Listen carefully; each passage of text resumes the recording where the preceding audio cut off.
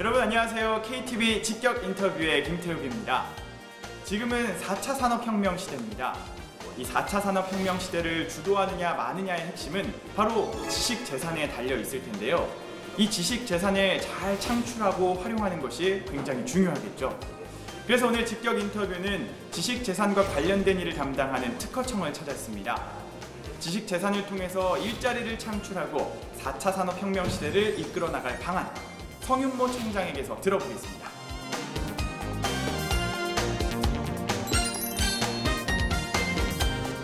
부장님 안녕하세요. 어이쿠, 안녕하십니까. 반갑습니다. 네. 4차 산업혁명 시대를 특허청이 이끌어간다는 소문 듣고 왔습니다. 반갑습니다. 환영합니다. 네.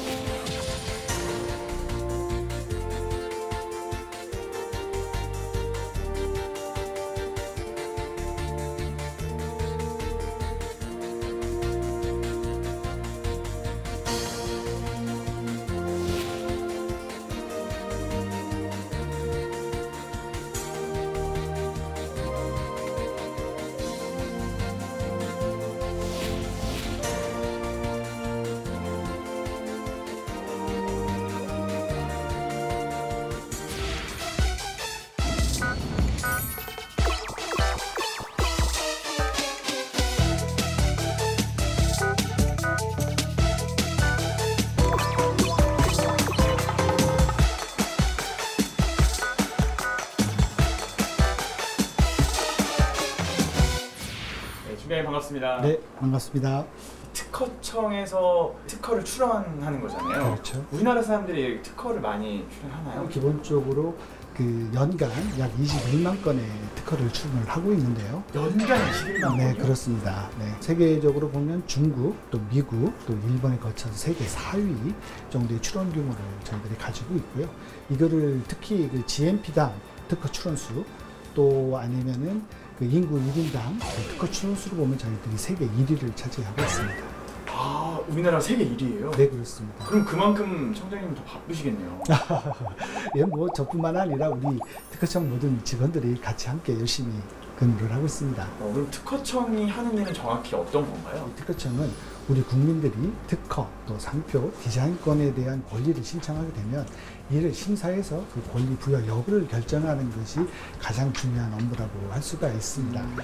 이를 위해서 석사, 박사, 또 기술사, 또 변리사 등 1000여 명의 전문인들을 포함해서 약 한 1800명의 인력들이 근무를 하고 있고요. 또한 우리 특허 등 지식재산권을 창출해내고 또 이 창출된 지식재산권을 어떻게 하면 잘 보호하고 활용하는 것에 대한 정책을 수립하고 집행하는 업무도 함께 하고 있다고 할 수 있습니다. 지식재산이라고 하셨잖아요. 네, 그렇죠. 이거는 정확하게 어떤 건가요? 지식재산이라고 하면 우리 일반 사람들이 보면 좀 너무 추상적이고 어렵게 맞아요. 들릴 수 있을지 모르겠습니다만 네. 사실은 저희들은 우리 지식재산과 함께 생활한다고 볼 수가 있겠습니다. 여러분들께서 맨날 또 보고 듣고 계시는 영화라든지 음악은 저작권이라는 형태로 또 매번 사용하고 계시는 우리 핸드폰이라든지 자동차는 또 특허권과 상표권과 디자인권의 복합체라고 볼 수가 있습니다. 아, 그런 것들이 다 지식재산권 안에 포함이 되는 거예요? 그렇죠. 지식재산권 범위에 포함된다고 볼 수 있습니다. 문재인 정부의 핵심 정부 과제가 일자리 창출일 텐데 특허청에서도 뭐 하는 일들이 있을까요? 그럼요. 저희들이 사실 우리 지식재산 분야의 일자리 창출을 위해서는 우선 저희들이 공공기관 부분을 중심으로 해왔던 특허, 또 상표, 디자인 분야에 대한 조사 서비스 사업의 어떤 지정제를 등록제로 바꿔서 그 시장에 민간이 50% 이상 참여할 수 있도록 저희들이 조치를 취하고요.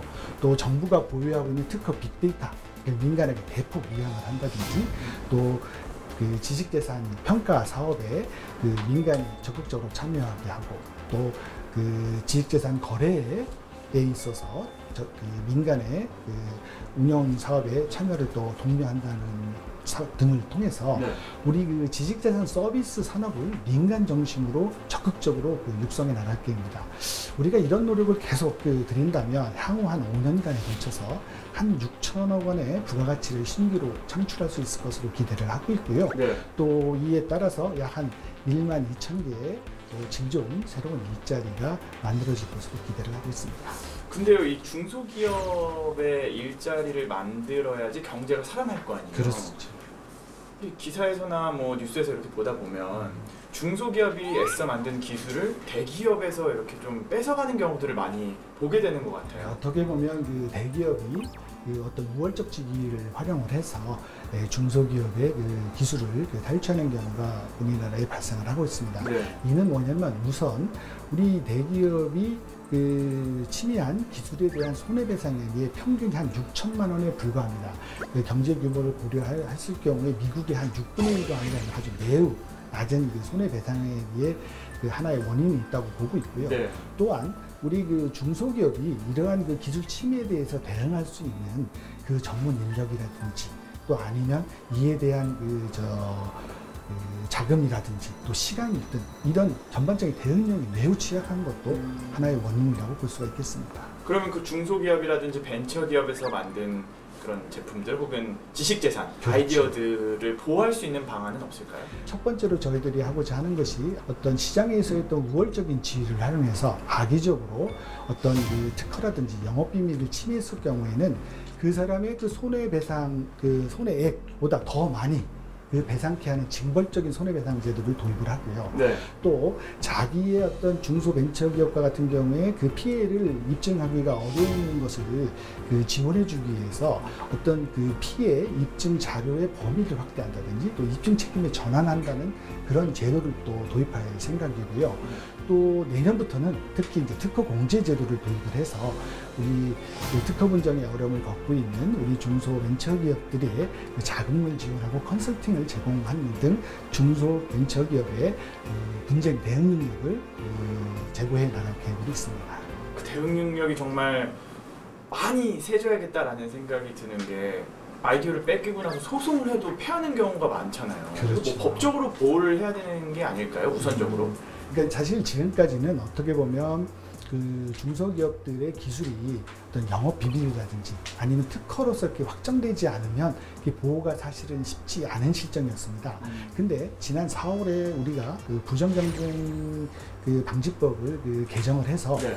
우리가 어떤 거래 과정에 있어서의 상담이라든지 또는 어떤 공모라든지 이런 거래 관계에서 발생하는 어떤 아이디어를 거래 목적과 상관없이 자의적으로 그거를 사용했을 경우에 이를 부정행위의 위험으로 아주 명시를 하고요. 또 그거를 위반했을 경우에 민사상의 책임을 묻고 또 행정부가 직접적으로 조사를 해서 시정 권고할 수 있는 근거 규정을 마련했습니다. 네. 이 제도가 7월 18일부터 이제 발효하게 되는데요. 그러면 저희 특허청이 직권으로 중소기업이 아이디어를 탈취를 당했을 경우에는 직권으로 조사를 해서 이거에 대한 시정 공고를 하게 된다면 실질적으로 소송 대응 능력이 취약한 우리 중소벤처기업에 어떤 굉장히 도움을 줄 수 있을 것으로 생각을 하고요. 특히 그 과정에서 우리 행정부가 조사한 조사 자료가 민사상의 소송 능력을 보완할 수 있는 자료로 제시될 수가 있어서 실질적으로 우리 중소벤처기업에 많은 도움을 줄 수 있을 것으로 기대를 합니다. 제가 그럼 여기서 직접 하나 드리겠습니다. 네. 약속을 해주셔야 합니다. 네, 알겠습니다. 네. 앞으로 중소기업이라든지 벤처기업이 아이디어를 뺏기고 눈물을 흘리는 일 없도록 할 수 있을까요? 저희들이 그런 걸 막기 위해서 최선의 노력을 다하겠습니다. 종종 보면은 중국이라든지 다른 나라, 해외와 우리나라의 그런 분쟁들도 많이 일어나는 것 같아요. 근데 그럴 경우에는 우리나라가 힘이 약하다고 느끼게 되더라고요. 네, 보면 우리나라 기업의 해외 지식재산 분쟁 양태를 보면 선진국들과는 되게 특허에 관한 분쟁이 많이 일어나고 있고요. 네. 또 우리 중국 등 이런 개도국과의 관계에 있어서는 우리의 어떤 상표의 무단 도용이라든지 위조 상품의 유통에 관한 그런 분쟁이 일어나고 있습니다. 네. 그래서 우리 특허청에서는 현재 8개국 14개소의 해외 지식재산센터, 즉 IP 데스크를 설치해서 운영을 하고 있는데요. 그곳에서는 바로 우리 그 기업이 해외 진출했을 경우에 그 나라에서 지식재산권을 창출하기 위한 비용을 지원을 한다든지, 또 분쟁이 발생했을 때의 컨설팅을 지원한다든지, 또 아니면 모조 상품이나 미조 상품의 어떤 유통에 대한 단속을 지원하는 그런 종합적인 지원 체제 시스템을 가지고 있습니다. 특히 이제 우리 중국 같은 경우를 만약에 말씀을 드리면, 중국에는 이제 저희들의 어떤 상품들이 또 상표들이 무단으로 도용되는 사태가 아주 많습니다. 그렇기 때문에 그걸 방지하기 위해서 저희들이 매월 모니터링을, 상품 모니터링을 실시를 해서 그 결과를 우리 관련 기업에게 전해줘서 사전적으로 상표 도용을 방지할 수 있는 체제를 갖추고 있고요. 또 중국에서 가장 큰 인터넷 거래 기업인 알리바바라든지 또 이런 데에 저희가 위조 상품을 지적을 하게 되면 자동적으로 품목을 삭제하게 하는 협력 체계를 또 구축해 가고 있기도 하고요. 그렇다면 우리나라가 이 특허를 통해서 더 많은 돈을 벌어들일 수 있도록 하는 그런 대책이라든지 방안 같은 게 있을까요? 가장 중요한 것은 이제는 강하고 돈이 되는 고품질의 특허를 창출해내는 것이 가장 중요하다고 생각을 합니다. 고품질의 특허를 창출하기 위해서는 R&D부터 또 출원 단계, 또 심사 단계에 있어서 또 정부 기관, 또 기업들, 또 연구소, 대학 모든 주체가 함께 노력하는 체제를 구축해야 된다고 생각을 합니다.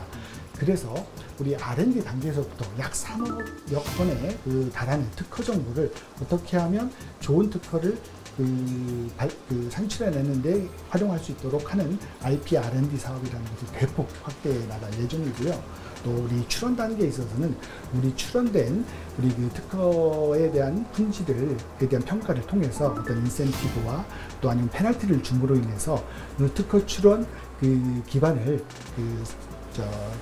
강화시켜 나갈 계획이고, 또 심사 단계에서는 아주 능력 있는 심사관을 지속적으로 확충을 하고, 또 협의 심사, 또 전문가들이 참여하는 공중 심사 등을 지속적으로 확대해서 우리가 심사 능력도 대폭으로 확대해 나갈 계획입니다. 양보다는 질을 더 높이고, 그렇습니다. 그리고 또 특허청에서 심사 속도는 더 빠르게 하고, 그렇지. 그리고 또 기업들이라든지 개인은 철저한 준비를 통해서 제대로 이 특허를 받아야 되는 거군요. 그러신 말씀입니다. 특허가 21만 건에 달해서 세계 4위에 우리가 실적을 올리고 있습니다만은, 이제는 저희가 그런 21만 건에 관한 특허가 바로 돈이 돼서 우리들이 돈을 벌어오는 아주 질 좋은 특허를 만드는 그런 작업에 더 노력을 기울여야 된다고 생각을 합니다.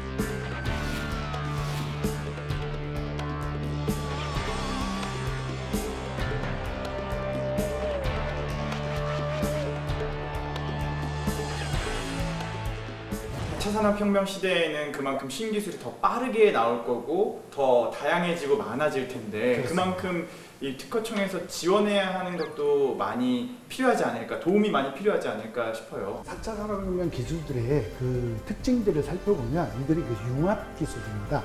융합 기술이고 또 그 분야의 기술이 아주 빠르게 발생을 하고 있습니다. 그렇다면 그 분야에 대해서 발생하는 지식재산권을 신속히 확보해 주는 것이 가장 중요한 과제라고 할 수 있습니다. 그래서 저희 특허청에서는 일반적인 심사를 거쳐서 특허 등록에까지 걸리는 기간이 16.4개월 정도에 지금 거치고 있는데, IoT라든지 또 인공지능이라든지 이 7개 신기술 4차 산업혁명을 대표하는 그 분야를 우선 심사 대상으로 선정을 해서 이 분야에 대해서는 6개월 안에 심사 등록을 마침으로 인해서 다른 일반 기술에 비해서 10개월에 보다 빠르게 우리 특허에 대한 권리화, 지식재산권화를 도와주는 정책을 추진하고 있습니다. 제가 조금 엉뚱한 질문일 수도 있는데요. 인공지능이 창작도 하고 뭔가를 만들어내기도 하는데, 그렇죠.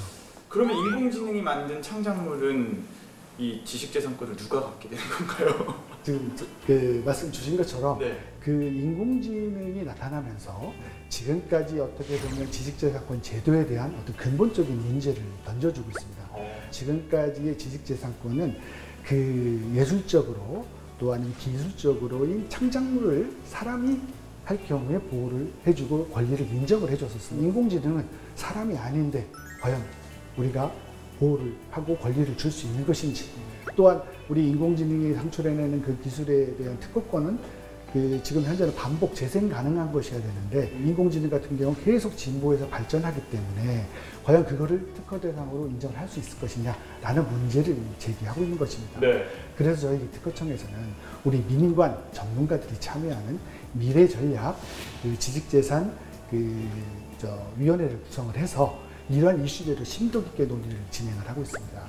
이러한 논의를 거쳐서 우리 지식재산 그 시대를 대표하고 또 4차 산업을 대표하는 기술들을 어떻게만 잘 보호하고 활용할 수 있는 제도를 만들어내는 데에 그 최선을 다하고 있습니다. 오늘 계속 이야기를 나누면서 이 4차 산업혁명 시대에 특허청이 얼마나 중요한 역할을 하고 있는지, 또 지식재산권이 얼마나 중요한지를 많이 느끼게 됐는데, 그만큼 청장님은 더 어깨가 무겁고 각오가 남다르실 것 같아요. 네, 그렇습니다. 청장님 각오 한마디 좀 들어볼까요? 그 우리나라는 지식재산 분야에 있어서는 경제 규모를 뛰어넘는 양적 성장을 이미 이룩한 바가 있습니다. 이제 4차 산업혁명 시대를 맞이해서는 이러한 양적 성장을 바탕으로 해서 질적 성장을 이룩해서 지식재산이 혁신 성장을 주도하게 만들어야 된다고 생각을 합니다. 네. 지식재산의 창출, 보호, 활용의 선순환 체계를 구축해서 4차 산업혁명 시대에 우리나라를 명실상부한 지식재산 강국으로 만들어나가는 것이 저의 임무라고 생각을 합니다. 네, 알겠습니다. 오늘 말씀 고맙습니다. 감사합니다.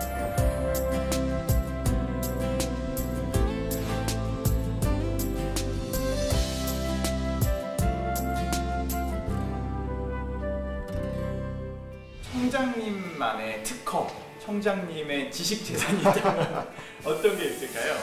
글쎄요, 저는 여러 부처에서 근무하면서 언제나 새롭게 만나는 사람들과 또 새로운 정책을 만들어가는 과정에서 언제나 즐겁게 또 함께 또 고민하고 연구하고 또 소통하면서 지금까지 쌓아온 그 지식 또 사람 또 관계가 바로 저의 재산이 아닐까 싶습니다.